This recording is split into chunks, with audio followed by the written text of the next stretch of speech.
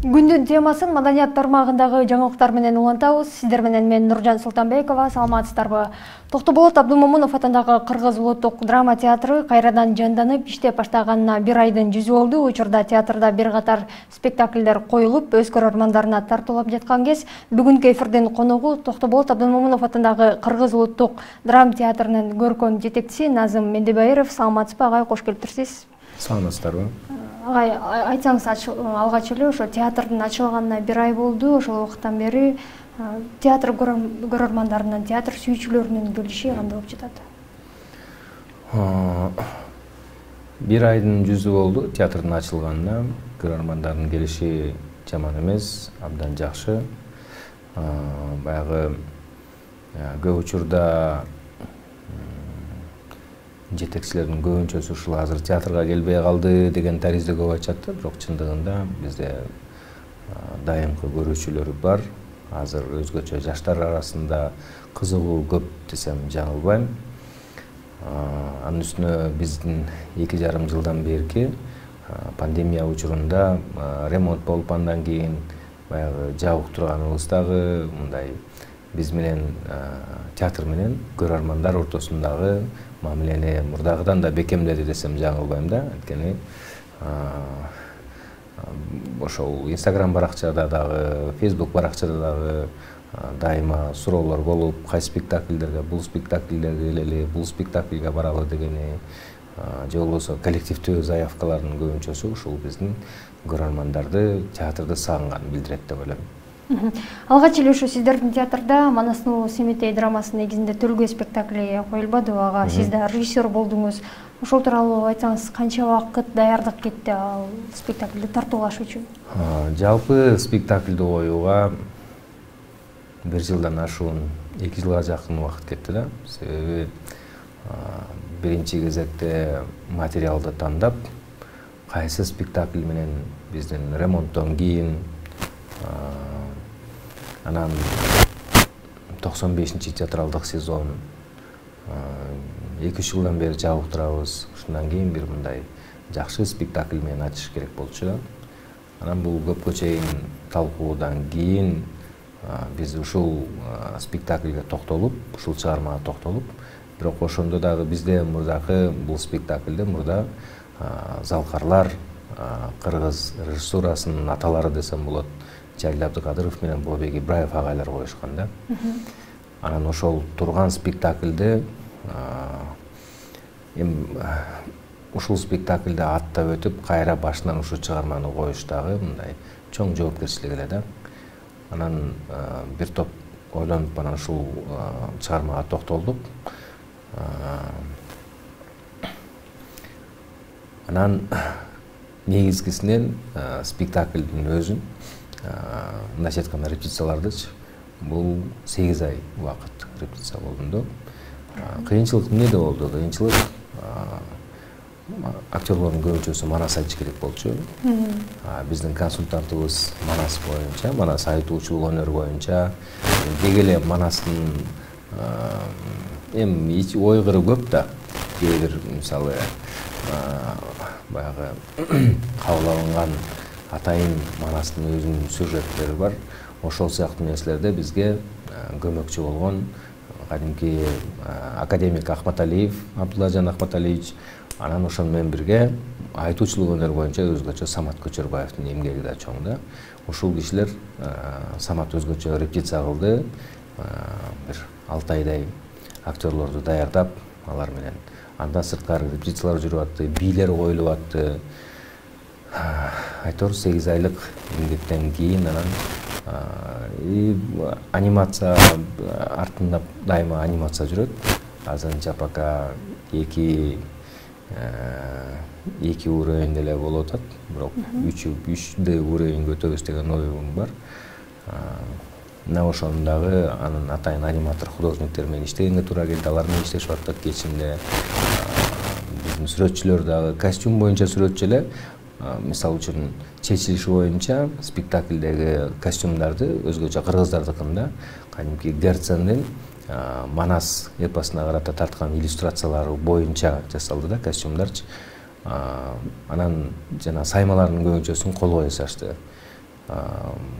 костюм боюнча сүрөтчү жок мен кыска убакытта жетише албайм деп ал өзү эле даярдыгы менен кошуп алганда 5 ай костюмдар менен иштеди. Анын ичинде 3 ай костюмдар тигилди да.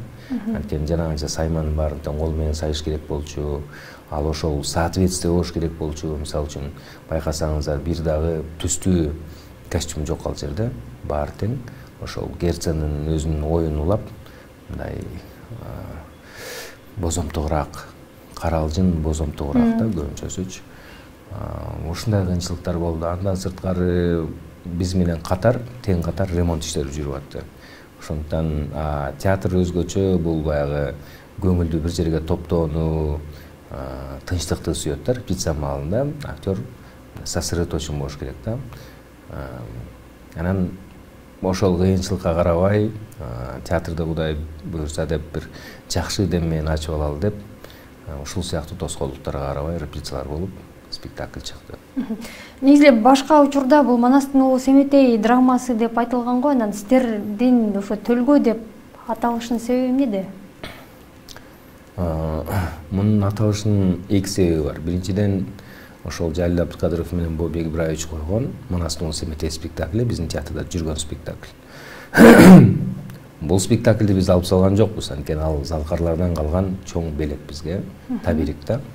Ошондон аны көздүн карегиндей сактап, анда-санда аны да ойноп, сактап туралы деген оюбуз бар. Биринчиден ушулга негизги себеп себеби бир аталыштагы Манастын уулу Семетей деген эки спектакль бир театрда жүрүшү мүмкүн эмес. Экинчи себеби спектакль биз күздө 2021-жылдын күзүндө жетишип чыгарып калабыз го, ремонт иштери бүтүп калат го деген ойдо турганбыз. Ошол маалда Манастын уулу Семетей фильми мындай коомдук резонанс жаратып, ал жөнүндө сөздөр болуп атты да. Ал фильмдин аты да Манастын уулу Семетей деп айтып атышкан ошол маалдачы. Ошондон биз элдин ичинде мындай түшүнбөстүк пайда болбосун дедик да. Бул кинобу же бул спектакльбы, кайсысы реклама, кайсысы кетип атат деген сыяктуу, же кайсын айтып атат деген ойлор болбосун деген ойдо ушундай өзгөрттүк. Анан анын үстүнө кыргыздын өзүнүн жашоо турмушунда, күнүмдүк жашоо турмушунда Төлгө кылуу ырымы бул аябай чоң ролду ойнойт да. Көп учурда мисалы үчүн биз өзүбүз деле турмушта дайыма Төлгө кыла беребиз да. Ошол эле эгерде Семетейдин окуясын алып карай турган болсок, Бакай 12 жылга Төлгө кылып кетирет. Кудай буйрса элиме кайра Манастын ордун баса турган бир баатыр келет деп. Анан Каныкейдин булагы кургап калган жеринде дагы Төлгө кылышат. Тайторунун чабылганы бул дагы Төлгө. Мындайча айтканда алардын ар бир ишаратында, ар бир кыймыл аракетинде Кудай буйрса кыргыз үчүн бир жакшы жаңылык боло турган, жакшы бир жарчы боло турган баатыр келет деген таризде ушинтип жүрүп отурган да. Негизги себеби Төлгө деп атоонун негизги себеби ушул. Ошо Төлгө спектаклин сиздер эки состав менен койдуңуздар го, анын себеби негизи бардык эле спектакльдер ушундай 2 состав, 3 состав менен коюлабы же ушул эле спектакль? Жок, бардык спектакль, ар бир спектакльде 2 состав, кээде 3 составга чейин барат. Бул эми мындайча айтканда адамдык фактор болушу мүмкүн да, ооруп калышы мүмкүн, келе албай калышы мүмкүн, балким бир жака кетип калышы мүмкүн деген сыяктуу. Анан ошого карап негизи 2-3 состав менен иштейт. Төлгө спектаклинде 2 состав азырынча, дагы бир состав болот го деп ойлойм. 2 состав тең ошол 8 ай ичи бою иштеген состав бул экөө тең. Анан бул ушундай театрда 2 состав менен иштегенге туура келет. Анан айтсаңыз, ошо актер, актрисаларды тандап алууда кандай жолдор менен тандап аласыздар? Мисалы, айтышат да, ошо Бакен Кыдыкеева атындагы жаштар театрынын айрым актер, актрисалары биз жакта, ошо бизде ал театрда, ошо Кыргыз улуттук драма театрында орун жок. Ал жакта бизге мындай эме берилбейт депчи.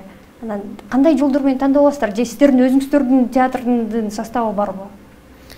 Биздин өзүбүздүн театрыбыздын составы бар. 65 кишиден турган чыгармачылык состав актерлордун. Андан сырткары албетте жаштарды алабыз. Эми театр, менин оюмча, ар бир театр өзүнө бир керектүү учурда гана жашы өйдөлөп калган актер актрисалардан албаса, көбүн эсе театр өзүндө андай потенциалы бар актерлор же актрисалар тургандан улам. Алар көбүн эсе биз да ошонун арасында жаш актер актрисаларды алып, ошону биздин өзүбүз каалагандай, бизге ылайык келгендей, биздин иштөө тактикабызга, иштөө манерабызга туура келе тургандай кылып тарбиялап өстүрөбүз да.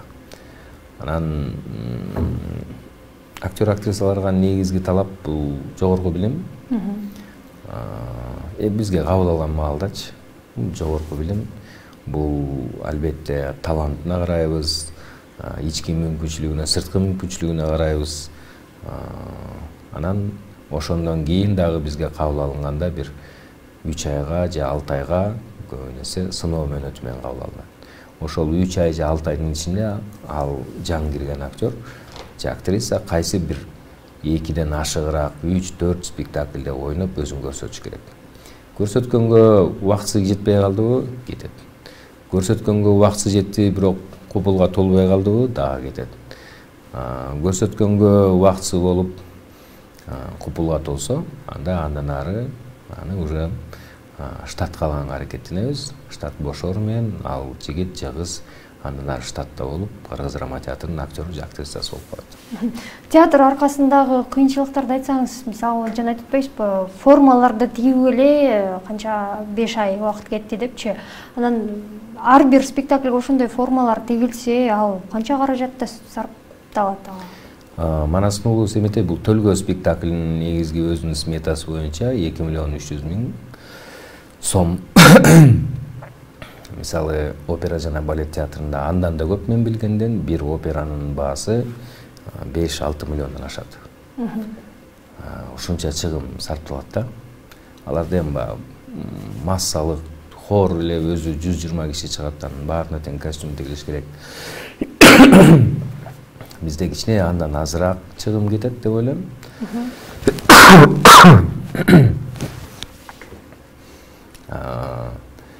Ар бир спектакльге негизинен костюм тигилет. Бирок бул жерде мындай жактары бар да, мисалы үчүн биз ушул Төлгөгө мындай качествосы жакшы материалдан, добротный болуп, көп жылга, узак жылдарга чейин жете тургандай болуп костюмдар тигилди да, мисалы үчүнчү.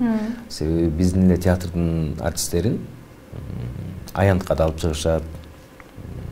Филармониядагы же болбосо операдагы же биздин театрда боло турган кайсы бир маанилүү мамлекеттик иш-чаралардын көбүнчөсүнө чакырат да. Ошондон ошол мааракелерди эске алып, ошол жерге барып караса уят болушпасын деген кыязда ушундай кылып тиктирдик да. Кээ бир спектакльдерде мисалы үчүн тескерисинче андай жаңы материалдардан тигилген костюмдар эмес, тескерисинче мындай эскилөө тарткан бир плащтар, ушул сыяктуу нерселер же шинелдер керек болушу мүмкүн да. Дайым эле спектакль бул жашоонун бир үзүмү болгондуктан ал жерде баары тең жапжаң болуп турса, ал дагы болбой калат. Ошондуктан ал бир мындай бизде театрда айтып коет художниктер апфактуренный деп. Фактураланган, ошол кылымда же ошол убакта болуп аткандай, керектүү жерлери бырыш боло тургандай, керектүү жерлери кир боло тургандай, чаң баскан сыяктуу айтор ушундай костюм кылып жасашат да. Бул Төлгө спектаклине да ошондой фактуралашты, бирок ал баары бир берки спектаклде мындай жөнөкөй күнүмдүк быттык спектакльдерден айырмаланып, бул жерде костюмдары башкачараак. Анан ушу театрды, мисалы Кыргыз улуттук драма театрына борбор кылады болгондуктан элдер бара алат, ошол студенттер бара алат. Анан айыл жергесиндеги адамдар калып калып атпайбы? Анан сиздерде планда барбы ошол жети облусту кыдырып, ошол жака дагы ошол театрды, спектакльди тартуулоо? Негизи планда бар мындай нерсе, бирок бир нерсе бар да, бул спектаклдин өзүнүн мүмкүнчүлүктөрү бар. Ал жерде сахнада сөзсүз круг болуш керек, круг айланыш керек. Бул дагы ошол спектаклдин бир мындай пространственное решение деп коет. Ушул нерсеге жооп бере турган нерселер бар да. Бирок негизгисинен анын үстүнө кээ бир сахналарга, мисалы бизде ушул спектаклде 50ден ашык, жок 60тан ашык киши ойнойт. Анан 60-тан ашык киши кээ бир мисалы клубтарга батпайт. Сахнасыначы. Ошондуктан биз албетте баягы барган убакта болушунча ошол облустук борборлордогу башкы театрларда ойноп, ошол жака көбүрөөк алып келгенге аракеттенебиз да. Ошол жерде ошол спектакльдерди көбүрөөк тартуулап элге көрсөтүүгө аракеттенебиз. Ошо спектакльга катышкан актер актрисаларга атайын гонорар берилеби же алар айлык маянаны эле алышабы? Спектакльга катышкан актер актрисалардын көбүнчөсү бул маяна алып туруктуу театрда иштеген актер актрисалар. Мунун ичинде жалгыз гана Самат Көчөрбаев Манасчынын ролун ойногондуктан ал ошол спектакльге келгенче ар бир спектакльде өзүнчө атайын акча төлөнүп турат. Разовый деп коет. Мисалы, бир жолу ойносо бир жолу алат, 2 жолу ойносо 2 жолу алат да. Анан театр 2 жылдан бери жабык турду, анын үстүнө пандемия да болду, оңдоп түзүү иштери ошо кандай болду, ошол жагына да айта кетсеңиз. Мен эми бул суроону директорго берсеңер абдан туура болмок, бирок жалпы жөнүнөн билем да. Жакшы ремонт болду. Ошол биздеги эң негизги проблема менин оюмча театрдагы бул чатыр болчу жана жылуулук маселеси болчу да. Кышында мисалы сиз театрга барган убакта сизге эң биринчи эмне керек? Жылуулук керек. Жылуу жерде шашылбай, сууктан корунбай, үстүңүздү чечип, жакшынакай болуп, көйнөгүңүздү, жашыл көйнөгүңүздү, кызыл көйнөгүңүздү атайын кийип баргандан кийин элге көрсөтүп, мындай комфорттуу отуруп көрүп кеткен, же болбосо жайда барсаңыз салкында ошентип отуруп көргөн жакшы дегеним го. Мына ушул жагынан театрда албетте ремонт абдан жакшы болду.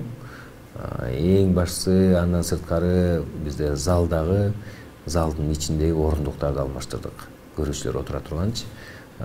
Ортодо бир 2007-2008 жылдары бир ремонт болгондо мурдакы илгертен бери келаткан 70-жылдан бери турган отургучтарды алмаштырып, жыгач орундуктарды. Анын ордуна Кытайдан келген пластмассалык орундуктарды койгон да. Бирок алардын көбүнчөсү сынды. Ал эми түрдүү адам отурат, оору бар, арыгы бар, кичинекейи бар, чоңу бар дегендей, бирөө кыйшайып отурат, бирөө эңкейип отурат. Анан ошондон орундуктар сынып, бир аз ушундай бир маселелер жаралган да. Анан ошол орундуктар жасалып отуруп, мындайча айтканда баягы пластмасса кайра жасаганга жарабайт, анын ордуна жыгачтын ордуна бир каптап бирдеке кылып жасаса болот да. Азыр бул үнгө дагы абдан, акустикага дагы абдан жолтоо болот. Себеби мына отурган отургучтагы артындагы поролон өтө калың болбош керек. Поролон калың болсо, ал учуп келаткан үндүн жарымын жутуп алат.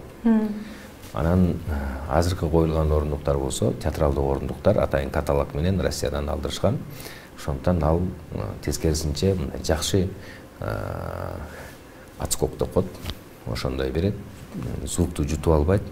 Көрүүчүгө дайыма актёрдун үнү жеткиликтүү да. И удобный дагы. Канча каражат сарпталды ошого?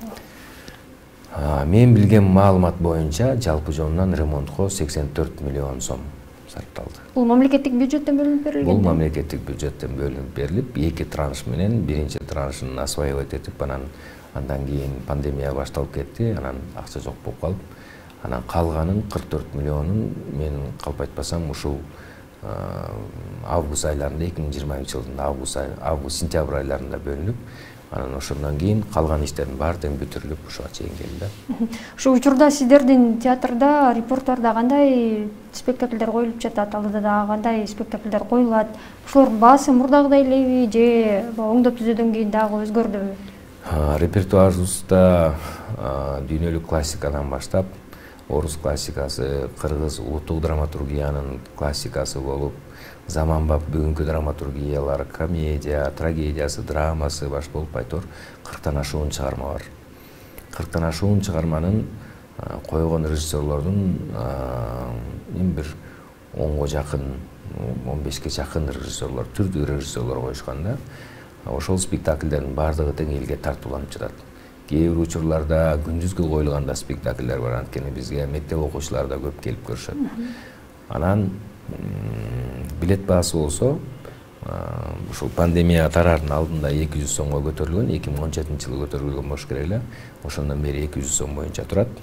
Көп учурда айтышат, буквально көчө бирөөлөр менен сүйлөшүп отуруп, силер 500 сомго же 1000 сомго көтөрүп салышыңар керек экен, болбосо элдин баары бара берет экен дейт. Анан менин оюмча театр өзүн өзү каржылаганга милдеттүү эмес. Театр искусствосы бул кыргыз элинин руханий дөөлөтү катары өзүн өзү мамлекеттен каржы алып жашоого, искусствонун нукура туунду, оригиналдуу, эч кимдикине окшошпогон искусствону жаратып, жаратмандык менен жашоого укуктуу. Анан мисалы үчүн бир манасчыларды чакырып туруп, манасыңарды элге айтып көргүлө, элге жетсе анда акча берип турабыз, айтып бергиле, элге жетпесе анда манасты чийип салабыз мындан ары деген болбойт да, мисалы үчүн да. Ошол сыяктуу театр дагы ошондой эле функцияга ээ дагы, бул дагы искусствонун бир түрү катары мамлекеттен акча алып өнүгөт деп ойлойм да. Жакында дагы кандай жаңы спектакльдерди күтсө болот планда? Планыбызда Токтолот Абдумомунов агайыбыздын быйыл 100 жылдыгы, аны Түрксой эл аралык уюму, түрк дүйнөсүндөгү эң чоң уюмдардын уюм. Дал ушул уюм быйылкы жылды жалпы түрк дүйнөсүндө Абдумомуновдун жылы деп жарыялады. Ошондуктан ушул Токтолот агайыбыздын бир жакшы чыгармасын сакталаштырабыз деген ойдо турабыз. Андан сырткары Бина Дилмардын эртеңки ордуңду бошот деген дагы бир каарлар тууралуу, эми ата бала ортосундагы мамиле тууралуу жакшы чыгармасы бар. Ушул чыгарманы коелу деп турабыз. Андан сырткары дагы бизге комедия көбүрөөк талап кылгандыктан комедияларды коелу деп турабыз. И ошону менен бирге 3 жыл чоң убакытта, 3 жылдын ичинде бир топ спектакльдер солгундай түштү да. 3 жылдын ичинде ойнолбогон кээ бир оорураак спектакльдер мындай өзүнүн күүсүн, мурдакы күүсүн жоготуп жиберди. Ошондуктан ошол спектакльдерди кайра калыбына келтирип, анын ичинде Алмаз Сарлыкбековдун атайын 70 жылдыгына арналган Адам жана Азизил аттуу Жайли Садыковдун чыгармасы бар. Ыйман темасына кайрылган. Анын ичинде Гогольдун Ревизор деген комедиясы бар. Комедия бизге, элге көбүрөөк керек болгондуктан. Анын ичинде Брехттин Өлөрман эне жана анын балдары деген чыгармасы бар. Ушул чыгармаларды кайра калыбына келтирип, Марбажиевдин Алтынчы күнү кечинде комедиясы бар. Ушул чыгармалардын баардыгын тең калыбына келтирип, кайра элге тартууласакпы деген оюбуз турат. Урматтуу теле көрүүчүлөр, биздин телеканалды социалдык тармактардан YouTube, Facebook, Instagram жана TikTok баракчаларынан да көрсөңүздөр болот. Сиздер менен мен Нуржан Султанбекова болдум. Саламатта калыңыздар.